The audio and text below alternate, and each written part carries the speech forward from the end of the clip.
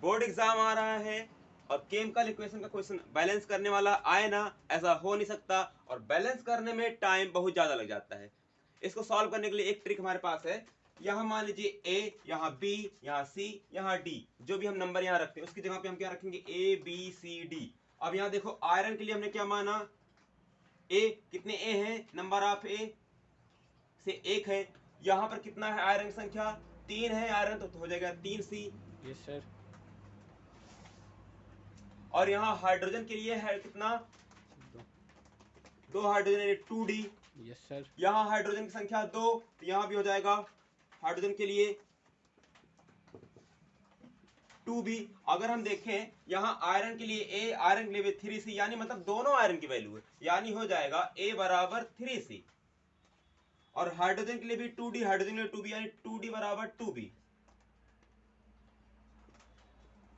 यानी 2 से 2 कट गया और B बराबर कितना आया, D आया। अब हम देखते हैं कि ऑक्सीजन कितना है,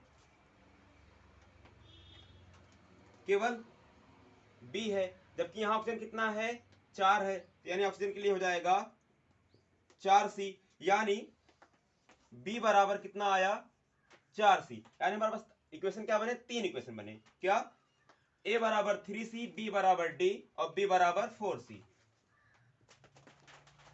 अब हम इसमें कोई भी एक वैल्यू मान लेते हैं। जैसे मान लो हमने मान लिया कि C बराबर हमने 1 रख दिया, तो अब यहाँ रखेंगे C बराबर अगर 1 है तो 1 के बराबर कितनी आएगी, A बराबर हो जाएगा 3 इंटू 1, यानी A की वैल्यू कितनी आई, 3। B क्या रखेंगे, अब देखो A की बराबर हो गई 3 और C की वैल्यू अगर इसमें रखते हैं तीसरे वाले इक्वेशन में,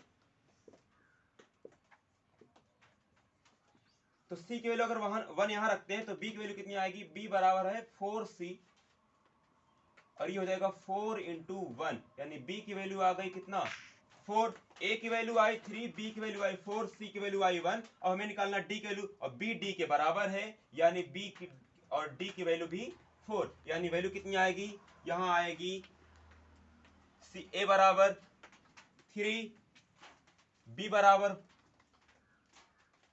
4 और C बराबर 1। रखिए या ना रखिए आपके ऊपर है, और बाकी D के जगह पे 4। बैलेंस देखिए, 3 आयरन 3 आयरन, 4 टू जा 8, 4 टू जा 8, 4 ऑक्सीजन 4 ऑक्सीजन।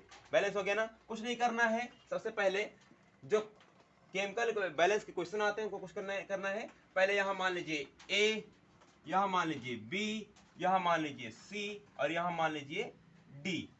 आयरन के लिए A, एक आयरन तो A, आयरन दूसरे वाले में रिएक्टेंट प्रोडक्ट में आयरन की संख्या 3 है तो 3C, हाइड्रोजन की संख्या यहाँ पर 2 है तो 2B हो जाएगा, और हाइड्रोजन संख्या यहाँ 2 है तो यहाँ 2D हो जाएगा। और ऑक्सीजन हमारा यहाँ कितना है, B है, एक सिंगल है तो B, दूसरे में देखेंगे यहाँ 4 है तो हो जाएगा 4C। अब इक्वेशन को हम बैलेंस कराएंगे। देखो यहाँ आयरन आयरन दोनों चीज सेम सेम है, यानी A बराबर 3C, हाइड्रोजन हाइड्रोजन सेम है तो 2B बराबर 2D और ऑक्सीजन ऑक्सीजन सेम है, यानी B बराबर 4C। इक्वेशन क्या बना, A बराबर 3C, 2 से 2 कट गया, B बराबर D आ गया और यहाँ आ गया B बराबर 4C। अब हम इसमें से कोई भी एक वैल्यू रख, मान लीजिए C बराबर 1 रखते हैं, तो C बराबर अगर हम 1 रखते हैं तो वैल्यू कितनी आएगी, C बराबर 1 रखने पर अगर इसमें देखें एक इसमें 1 रखते हैं तो ये हो जाएगा 3 इंटू 1, यानी A की वैल्यू आई 3।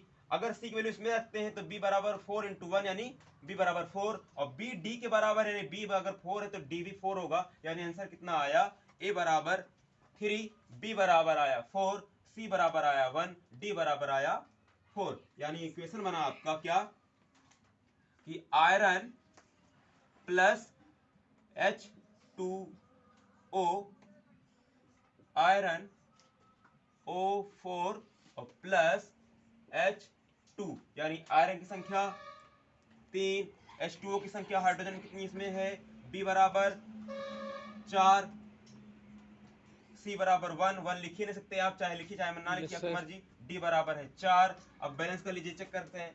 3 आयरन 3 आयरन, यहाँ आयरन की संख्या कितनी थी,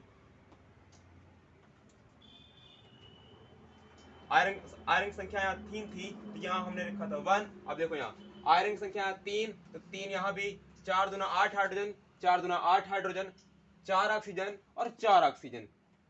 वीडियो अच्छी लगे तो सब्सक्राइब करें, लाइक करें और बेल आइकन बटन दबाना ना भूलें।